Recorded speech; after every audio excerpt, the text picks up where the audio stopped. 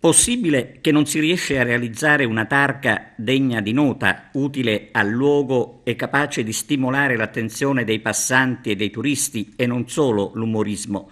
Gli agrigentini in queste ore attraverso i social se la ridono dell'opera che di artistico non ha proprio nulla. Parliamo della nuova targa apparsa ai piedi della salita Madonna degli Angeli. La targa, realizzata ancora dall'artista Nino Parrucca, sta suscitando un mare di polemiche, forse più di quelle che aveva suscitato la collocazione della prima targa in occasione dell'inaugurazione della scalinata.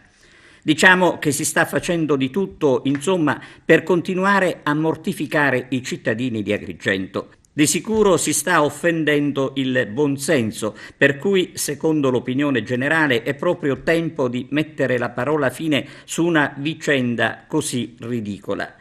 Insomma, non ci sono dubbi che la seconda targa è proprio al limite del buon gusto. Per Giuseppe Di Rosa la targa offende la città e la sua storia. Al posto dei tre classici giganti hanno raffigurato tre gigantesse sgraziate, sostiene Di Rosa, come sempre assai critico nei confronti del sindaco Firetto. Intanto la satira sulla nuova targa si scatena.